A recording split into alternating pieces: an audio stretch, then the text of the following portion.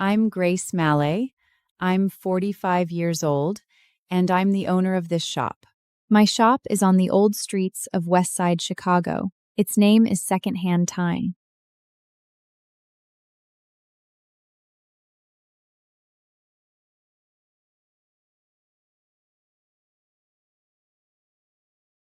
This wooden sign was handwritten by my ex-husband, Tom. He was left-handed, so the characters were crooked, but he wrote them with great care. Grace, this is your dream. I'll always support you. He helped me hang the sign and smiled as he took a photo. That photo is still tucked in the Cagister drawer, kept together with his wedding ring. I once had a husband named Tom. We were married for 18 years. Plain and simple, but steady. Every morning he got up earlier than me, made coffee, and fried eggs. Those were the best fried eggs I've ever had in my life. Not because the eggs were good, because some was waiting for you in the kitchen. Your fried eggs look like a total disaster. It's edible, that's all that matters. Then one day, he left a note and disappeared. The note said, "Grace, I'm leaving. I'm sorry. No explanation, no address, no phone number." He took all the money on our joint account, my jewelry, the TV from the living room. He even took the last piece of cheese from the fridge. What he didn't take was this shop, this old house, and the house full of secondhand goods. Grace, you finally have your own store. Never knew his support had an ethics expiration date. It lasted 18 years, and when it expired, he left. I didn't call the police, hire a lawyer, or go searching everywhere for him. Deep down, I knew he was never coming back. He'd been planning his departure for a long time without me knowing.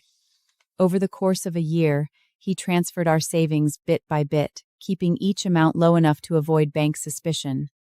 He sold my jewelry, my wedding ring, the necklace left by my grandmother, and the silver bracelet I had as a child. He even sold that bracelet. It was mine, not his.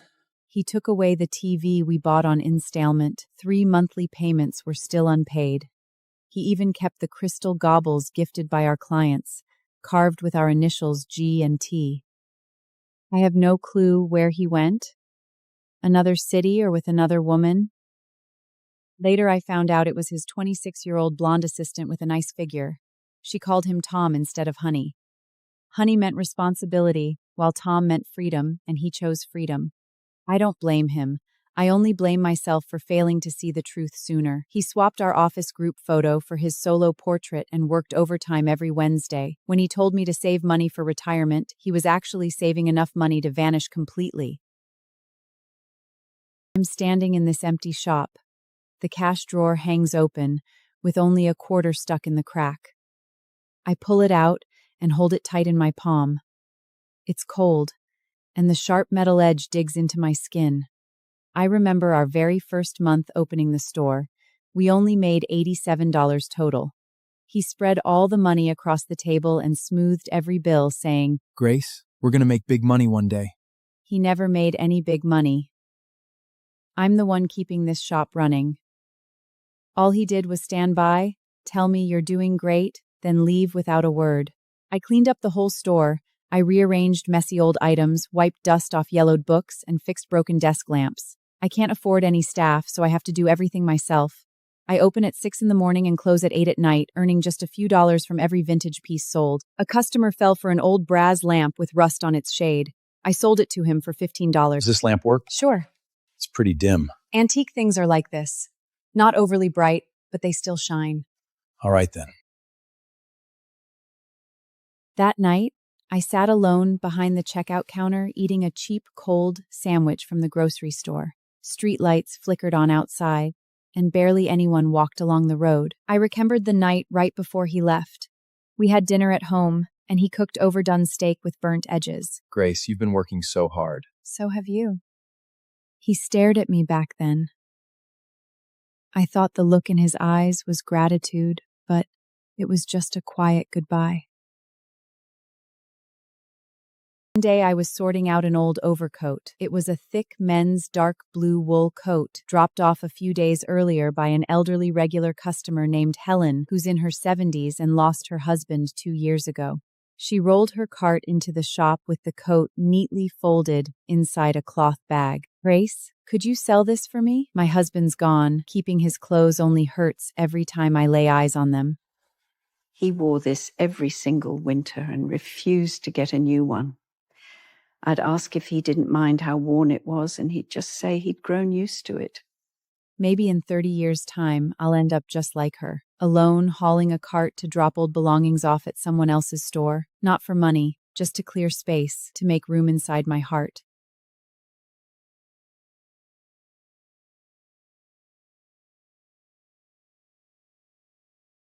It's not my letter. It's a letter Helen's husband wrote to someone else when he was young. No, not someone else. It's to his first love. The letter is very short, just a few lines. Dear Margaret, I can never forget you, yet I'm about to get married. Farewell. Helen, this is Grace. There's a letter in the coat pocket. What letter? A letter your husband wrote to someone else. Read it to me. Dear Margaret, I can't forget you, but I'm getting married. Goodbye. Helen, are you okay? I know. I knew he had a first love. He never mentioned it, but I knew. He wasn't very happy when he married me. I thought it would get better with time. And it did. He was very good to me. Seeing this letter, I feel relieved. He kept it all these years. That means he never forgot, but he only kept it. He never went looking for her. He chose to stay with me. That's enough. The letter is still in the drawer, and so is the coin. They don't know that someone has cried over them.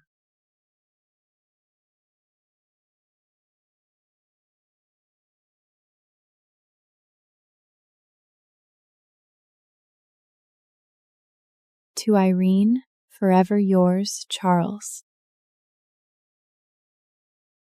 Whose is this? I don't know. It came from an old gentleman's collection. Charles is my grandfather. You know him? No, but I know of him. My grandmother's name is Irene, but I've never heard her mention this book. Maybe she didn't know about it. Maybe she knew, but never said anything. I'll take it. I want to show it to my mom.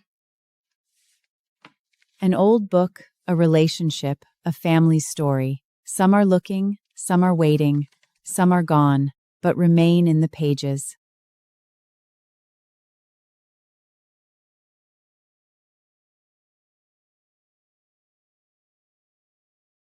Are you the owner? Yes. This book. You sold it to my granddaughter. She held the book. Her fingers traced the handwriting on the title page. Gently, Charles. He's been gone 20 years now. I'd almost forgotten his handwriting. But seeing this, it all came back. I poured her a cup of tea. She sat down. She held the cup. Her hand was still trembling. That book. I thought I'd lost it. We moved when we were young. I couldn't find it anywhere, and he never mentioned it after. I thought he'd forgotten. Turns out it was me who forgot. He gave me this book, and he wrote so much in it. I only remembered his handwriting was beautiful. I forgot the words. Maybe he never gave it to her. Maybe she found it herself, tucked inside a book she'd kept all these years. But he said it was from him. He admitted it. I wrapped it for you. I'll take it home and put it by my bed by my night, when I'll look at his candorady. Some love, unspoken, hides between the lines for a lifetime. At night, I sat behind the register, thinking about everything that happened during the day. A letter, a book, 2 people. Stories hidden inside old objects. Forgotten, abandoned, yet found again. I opened the drawer and stared at the quarter and the unsigned letter. Maybe they were never forgotten. They were just waiting for the right person to find them. Tom took the savings, the jewelry, and the television, but he left all these old things behind. They are still here, carrying stories and warmth.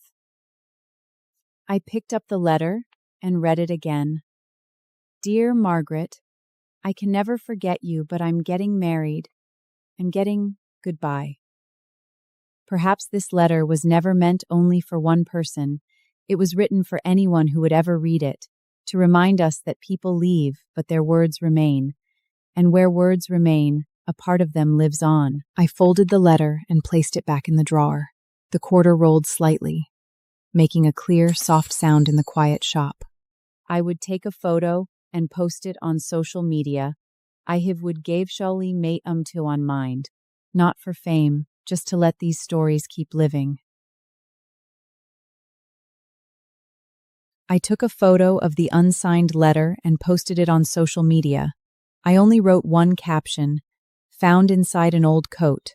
Does anyone want to claim this letter? The photo was simple.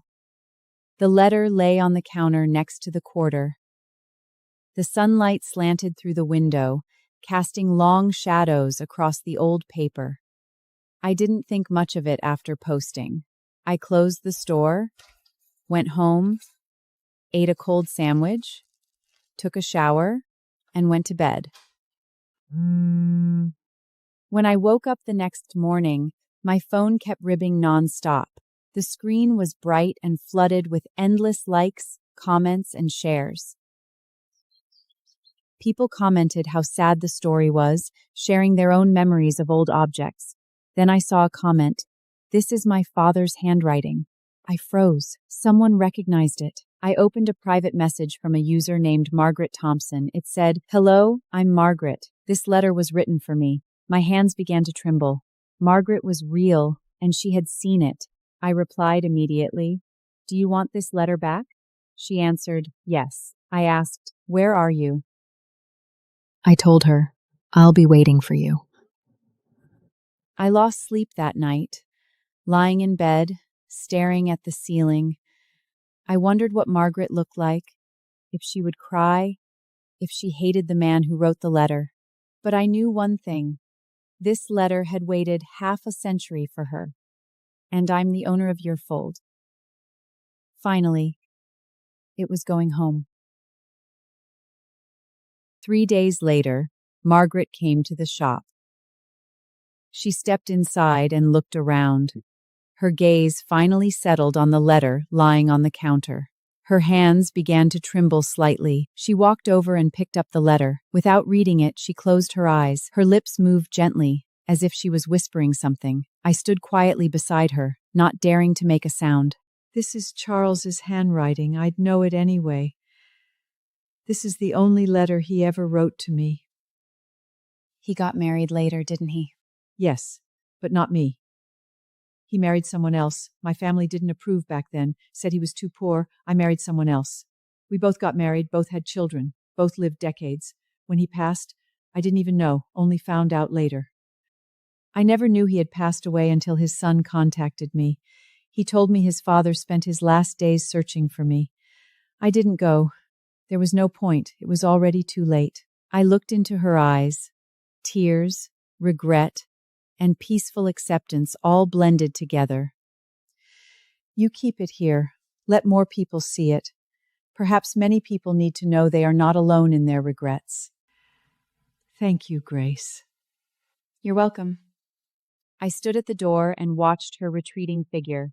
The wind blew gently, lifting her floral silk scarf softly. From that day on, I started posting stories about old items on social media. Every old object carries a forgotten memory hidden in time. There was an old photo, marked Paris, 1957 on the back. In the picture, a woman in a peckle-dot dress stood under the Eiffel Tower, smiling brightly. I found a pair of silver candle holders engraved with Wedding Gift, 1962. Covered in rust and dried candle wax, they hold traces of countless nights burning. What did these flames light up? A warm dinner? A silent argument? A child doing homework late at night? I may never know, but the candle holders remember everything. There was an old leather suitcase covered with faded airline labels, and Iman's name was worn and blurry. She dosha goijaz had traveled to. She meet did she miss the one? She join you gwicha. I wrote down these quiet stories, took photos, and posted them online. Gradually, I gained more followers and countless warm comments. Hendra Pinning commented, saying these items belong to their grandparents, their mother, or their old linges. Long-lost memories were orikened one by a once. Business at the shop was getting better, not because the things were valuable, because the stories were. Young people came with their parents. Parents came with their kids. In every old thing, they found a piece of their past, a memory they'd forgotten. One found her great-grandmother's marriage certificate tucked inside an old Bible. Another found her mother's young faces in a vintage wedding dress. And someone else, in an old radio, found his father's favorite station, still there, still crackling. I became a collector of stories, not a writer, not a reporter, just someone who was willing to listen.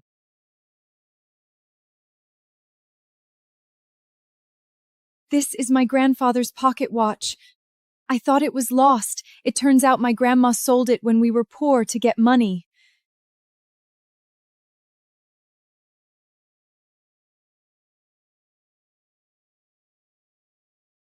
Grandpa is gone, but the watch is still ticking.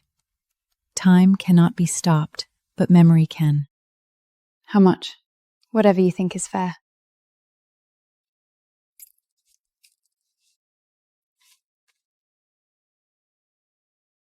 When my grandma sold it back then, she only got $2. Now $50. It's not the money is more, it's the memories more valuable.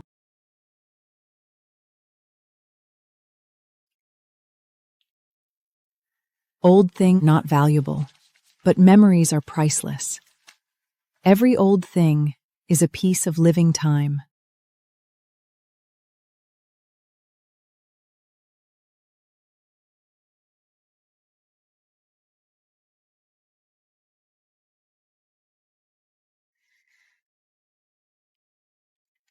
Hello, second time.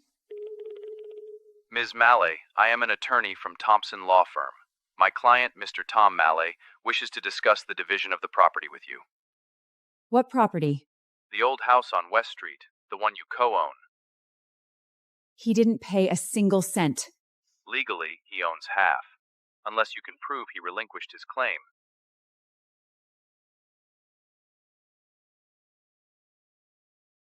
He's been gone for 2 years, no calls, no letters, no money. Now he's back, not for me, but for the house. For now years, on the 15th of every month, the mortgage payment was sanctioned yuan. It was transferred from my account, not a joint account. The month he left, the payment also came from moi. He never contributed a single cent. I flipped through them one by one, from the first page to the last. 24 sheets of paper, each one a piece of my proof. Not a legal waiver, but a factual abandonment. Ms. Malley, Mr. Tom agrees to an out-of-court settlement. He wants 40% of the house after sale. Not a single cent. Then we have to meet in court. Fine. Let's meet in court.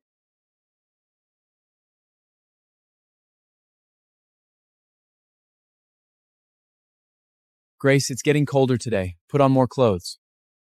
Tomorrow, I will prove to him that this house is mine alone, not his. He doesn't deserve it. I've already been through the hardest part the day he left. Now I'm not afraid of anything. On the court day, I wore a black suit and held my bank records. The court was huge and solemn. I sat straight and firm, while Tom looked old and worn out, avoiding my eyes. Defense counsel, proceed with your opening statement. Your Honor, based on the principle of community property during marriage, my client is entitled to half of this property. Defendant, do you have any objections to the evidence submitted by the plaintiff? No objections. Do you admit the plaintiff paid all the mortgage alone for 2 years? We admit it. Then on what grounds do you claim the property? Based on marital joint property principles.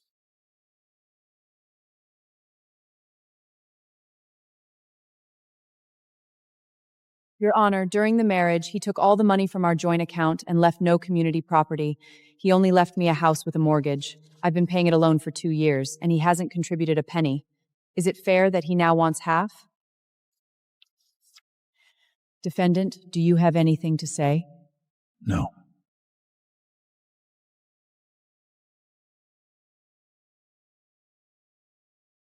The judge gave the verdict. The house is mine. I'll keep paying the mortgage. Tom has no right to split it. He didn't appeal and never contacted me again. When I walked out of the courthouse, the sun was shining. I stood on the steps and took a deep breath. The air smelled of car exhaust, hot dog stands, and the noise of the city. It felt like being alive. Are you okay? Yes. You don't hate him? No, hating him won't bring him back. It won't make me better either. I thought of the letter in the old coat. Charles wrote, "I'm getting married. Goodbye." Tom never said goodbye. He just left. Let him go. I don't miss him anymore. I put the bank statements back in the file bag and looked up at the sky. It was blue with a few white clouds. I smiled. Not because he lost, but because I won. I won my house back, and I won myself back. From now on, there's no we, only me. I found this at a second-time shop. It's not someone I know, but they look both familiar and dear to me.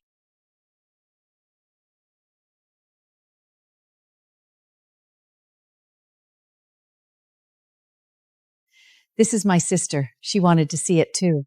His eyes look just like my younger brother's. His nose reminds me of my father. He looks like none of them.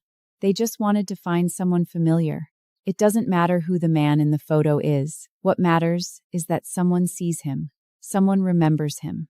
Who is in that photo no longer matters. What matters is that someone is looking. Someone is remembering. This is my uncle. He fought in World War I and never came back. Thank you for letting my uncle be remembered. One photo, two elderly ladies, a nephew far away. Total strangers, yet connected by this old picture.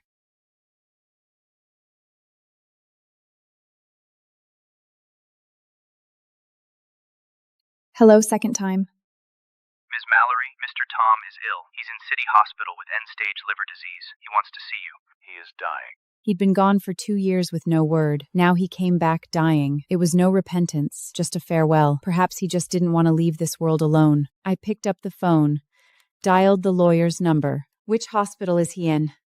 City Hospital, 3rd floor.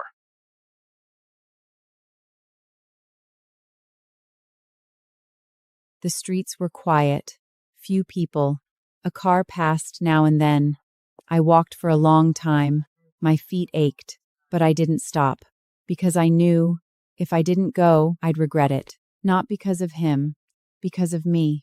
I didn't want to be someone who still hadn't forgiven him before he died. Not forgiving him, setting myself free.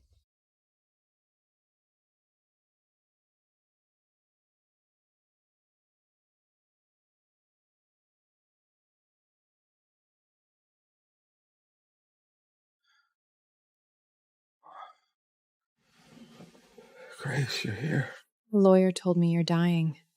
Yes, soon. The doctor said I only have 2 weeks left. Grace, I regret what I did. Regret what? You don't regret leaving me? You regret that your life turned out badly after you left? You would never come back if you lived well. I want nothing. I just want you to know I truly loved you. From the very beginning, always. I just lost the way to love as time went by. Tom was gone. 2 weeks later, his mother called me. She was crying. Grace, he's gone. I held the phone. I didn't say anything. Grace, he's gone. Outside, it was raining hard. I thought about our wedding day. It was raining that day, too. Grace, I will be good to you. Take care of me how? By never looking back? By lying on a hospital bed at the end saying he regretted it? But his mother, she stayed. He never took care of her. She was the one left alone. I went to his funeral. Not many people. A few relatives. His father was already gone. Me. He was an only child. Where'd you wait? No children. Let's wait, because he never wanted them. I said, let's have one. We waited 18 years. Now there's no time left. Tom Mallory, 50 years old. He was a husband, a son. Not a father, because he never had children. Not a friend, because he'd left everyone. I didn't cry. Not because I wasn't sad, but because I'd already cried. The day he left, the day he disappeared, the day he took everything. I'd cried enough. Tears are gone. What's left is empty. That's the word for it. But I wasn't thinking about him anymore. I was just walking. I went back to the store. It was still there. Everything was still there. I was the only thing that had changed. His things for you.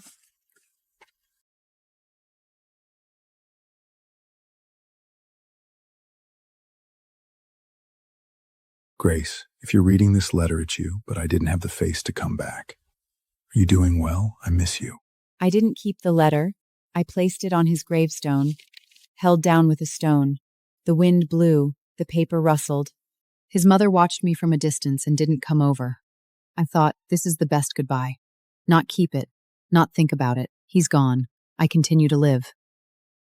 I changed the shop name, not a replacement, just added a word, Memory Museum. I held the old sign for a moment, then put it down. Secondhand Time Memory Museum. The wooden sign is a bigger, still handwritten, not in his handwriting, but mine, crooky and messy, just like his back then. Not on purpose. My handwriting was always ugly. I hung a new sign at the door. We take in old things, and memories too. That's what this place is now. On the first day, many people came. I wasn't ready, but they came.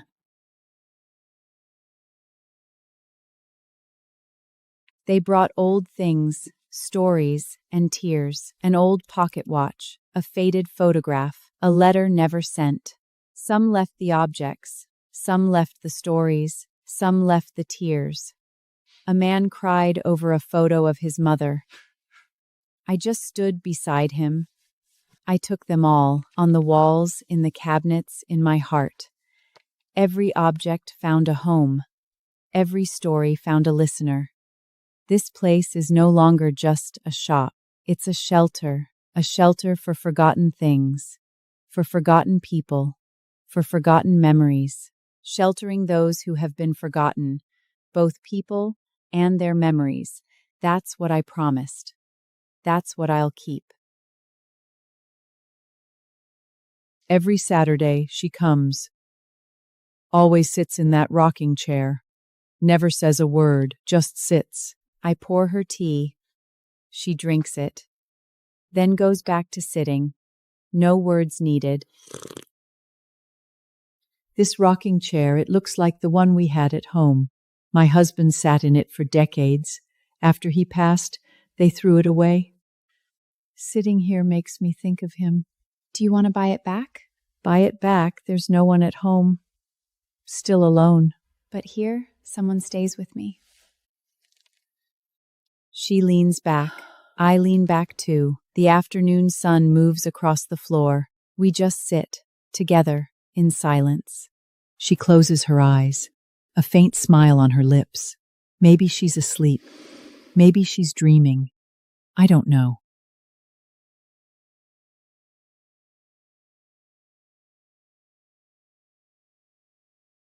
She looked so peaceful, like the afternoon itself decided to keep her company. I fixed her some tea, not because she asked, but because some silences are meant to be shared with a warm cup. She opened her eyes, took the tea, then whispered those words.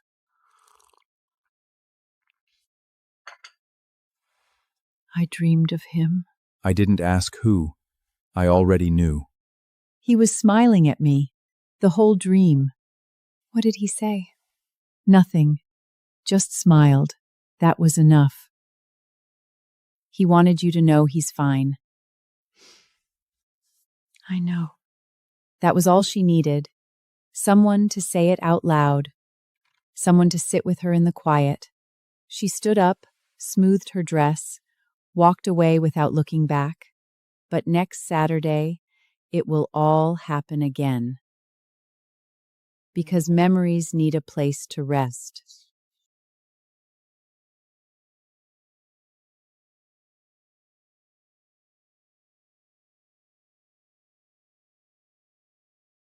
Tom's mother came again. She was alone, leaning on a cane, walking in slowly. She didn't look at anything else. She went straight to the wall.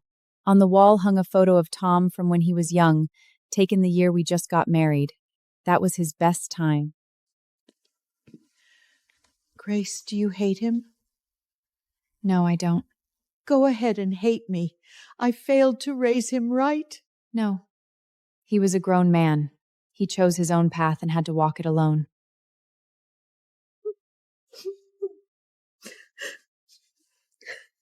You're a kind woman. He never deserved you. None of that matters anymore. He's gone, and we have to keep going. I stood at the door, watching her back. Their silhouette stretched long in the setting sun, shaky but still standing. People grow old and roads get rough. As long as you keep moving forward, you never lose. I wrote a book. I called it Secondhand Time. It wasn't an autobiography, it was the stories from all those old things, the unsigned letter, the faded photograph, the pocket watch. They were all in it. Stories, they're too real. Real doesn't need decoration. The book came out, sales were decent. Nothing spectacular, but enough. Enough to tell me people wanted these stories. A reader wrote to me, saying that after reading my book, she went to find her long-lost sister. They met, and they cried. She said, "Thank you." I wrote back, "Don't thank me, thank yourself. You went looking, and that is what led you to her." The book was translated into German, French, Japanese. I went to Europe for a few signings, not to sell books, to share stories. I have a story too, from an old thing. This is me and my husband. When we were young, he's gone. I kept this photo. After reading your book, I want to put it in your museum. Yes. I brought the photo back to Chicago. I hung it on the wall of the Memory Museum. Her husband was smiling in the picture. His eyes were so bright. He's gone, but his eyes are still here, on this wall, in the heart of everyone who sees them. One wall, 100 stories. They don't all belong to me, but I get to keep them, for a while. Grace, why don't you run an online store to sell old things? It's not old things I sell, it's stories. Stories can't be delivered. You have to come for them yourself. They understood. More and more people came. The shop grew more and more crowded. I rented the shop next door and broke through the wall. Walls are covered with photos, letters, and old items. Each one has its own story.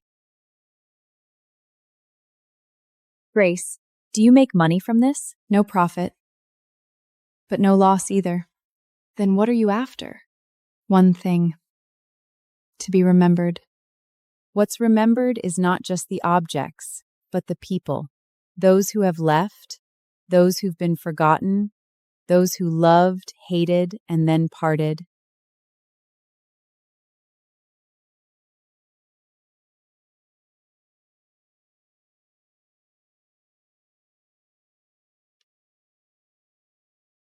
Who are you? My name is Jack. I'm Tom's son. You're the spitting image of young Tom. Same eyes, nose, mouth.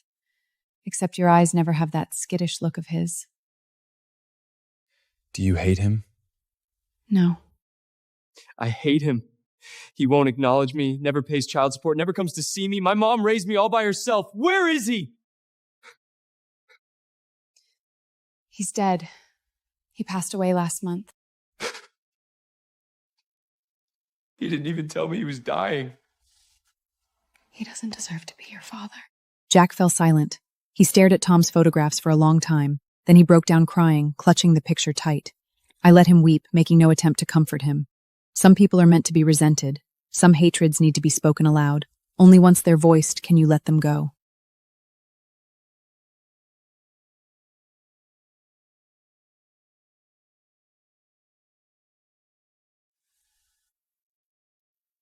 I want to keep this. It's Tom's. I'll keep it to remind myself not to be like him. You won't. How do you know? You came. You came to me. He never would. I love old things. That's why I brought you here. I watched them, and I thought of myself and Tom. Same age, same smiles, but it's different. They're honest with each other. Tom wasn't honest. I wasn't honest. That's why we fell apart. Grace, will you ever get married again? No, Why? I don't need to. I have the shop. I have the stories. I have you.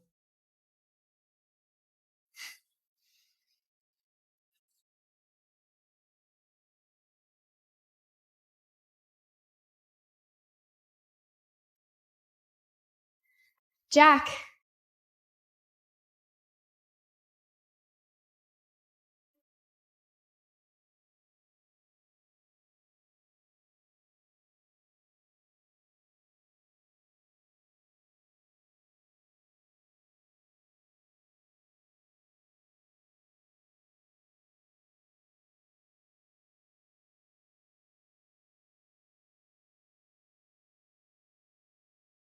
And I'm the all here for you.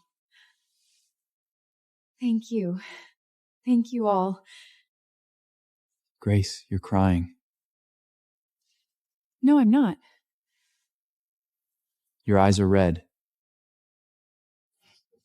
It's the wind.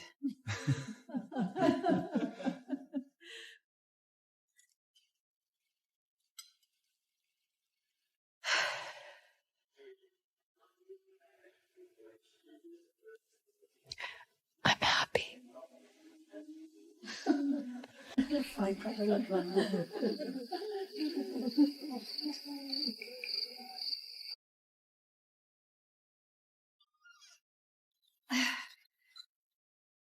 Margaret! What a surprise!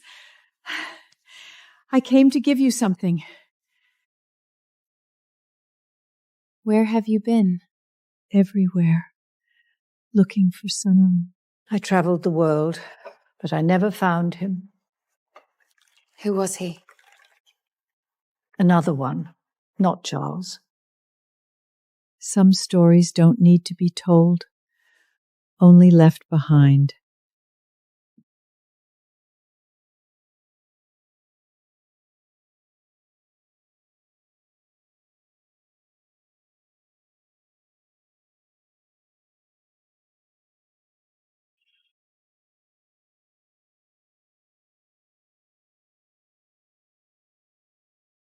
Take it.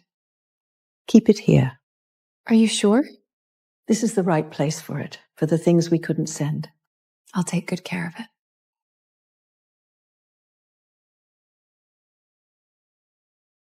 She didn't cry. Maybe she had cried enough. Not every story needs an ending. Sometimes waiting is enough. A young woman bought that old suitcase. She was going to Europe for graduate school. She needed a case. Then I'll keep traveling for her. I told her the suitcase story. She said, I'll keep traveling for her. She took the postcards too. Maybe I can find these people, she said. Perhaps I can find these people. I smiled. The suitcase and the postcards. Finally, someone was taking them on the road. Not a postman, not a courier. A young girl's dream. Margaret didn't know her suitcase was going to Europe, but I think she would have been happy. Things that are still used are still alive. I went back to the counter, opened the drawer. The quarter was still there. The letter, too. Some things stay, some things go. That's what makes a home. The suitcase is gone. The postcards are gone. But the door is still open, and that's how stories keep traveling. Helen came back, the woman who brought me the coat. She walked in slowly. Her eyes went straight to the corner. It was still there. I'd hung it for months without a price tag. She'd said, no rush. Helen, the coat's still around. I see it. Do you want to take it back? No. I just came to take a look at it. Seeing it makes me think of him.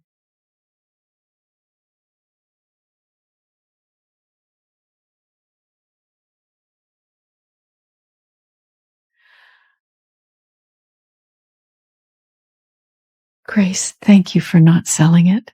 I'm waiting for you to make up your mind. I'm not taking it back, but I'm not selling it either.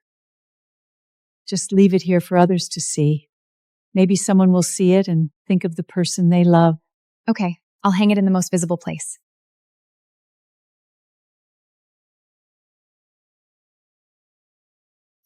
The owner of this coat once loved someone.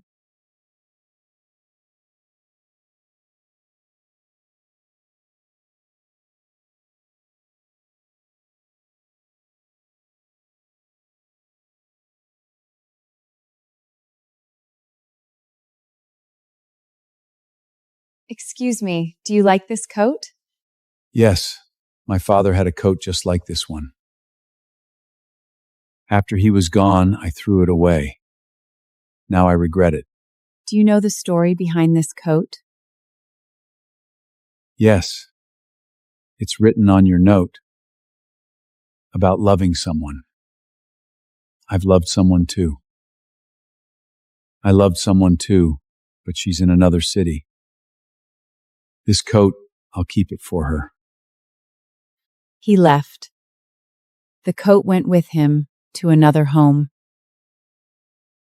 The story goes on. It just has a new keeper. Here, they are seen.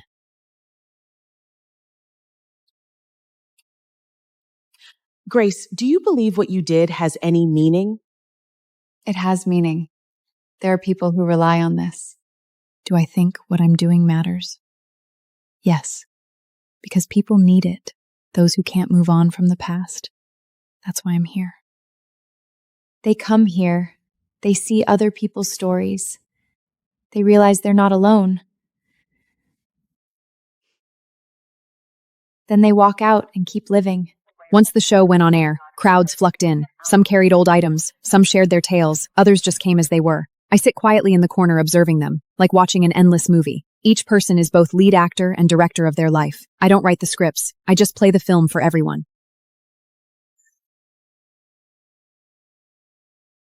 After the show aired, more people came. Some brought old things. Some brought stories.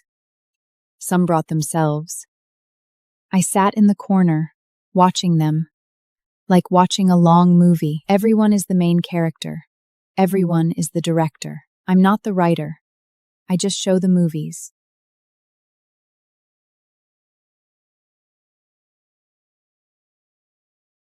"37 visitors showed up today. Tears and laughter filled the room. Someone told me, "Thank you for letting me know I'm the only one carrying this weight."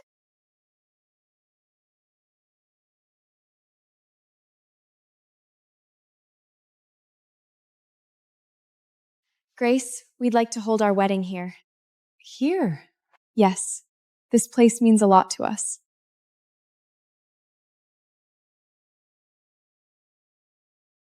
This place isn't for weddings. This is our memory museum. We met here, fell in love here, and we want to get married right here.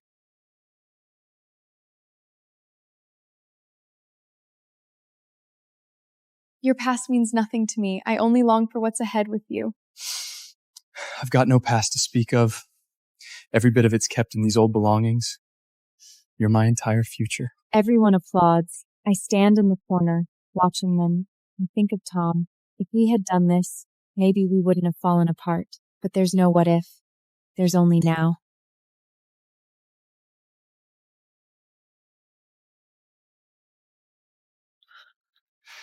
Grace, would you like to be a grandmother? What? We're going to have a baby. I'm going to be a grandmother? Grandma Grace.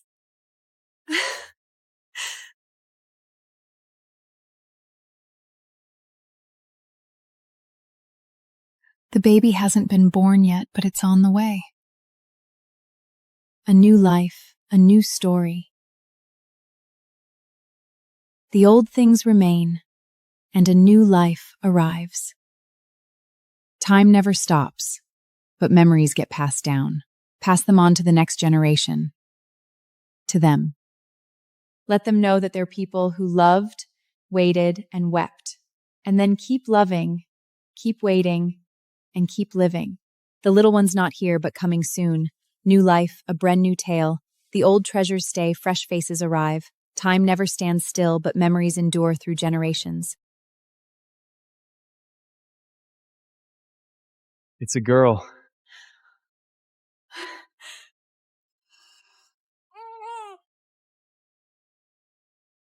She's so tiny.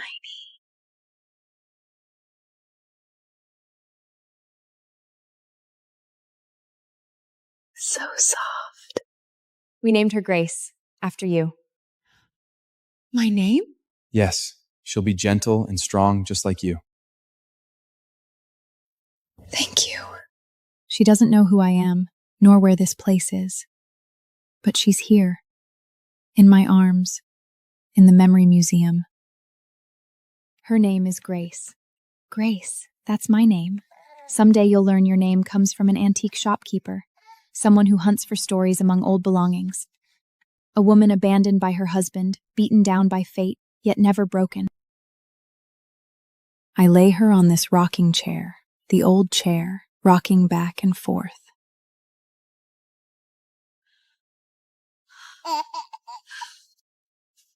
It's lovely to see you smile.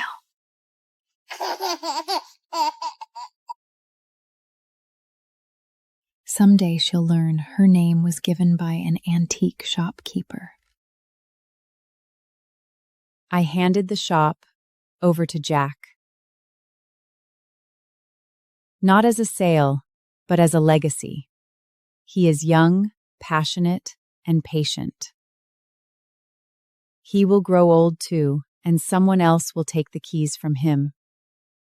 The keys will never be lost. The door will never close, and the stories will never stop.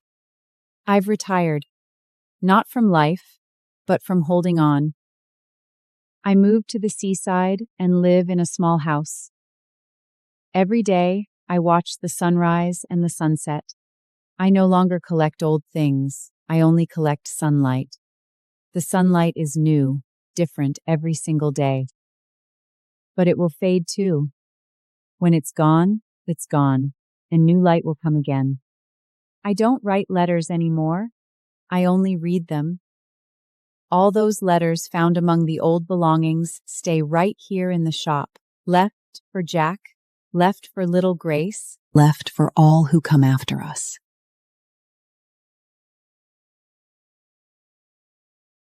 I moved to the seaside and live in a tiny house.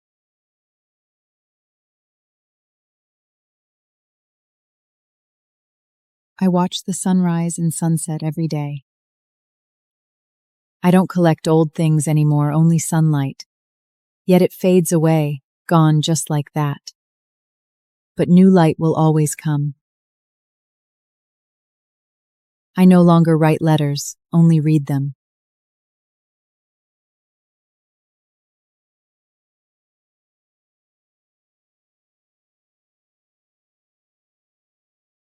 She reached out and took my hand. Her palm was so warm it made my throat burn with tears, but I held them back. The sunset wasn't over yet. I'd let myself cry only once it faded away. Wait until the sunset ends, then cry.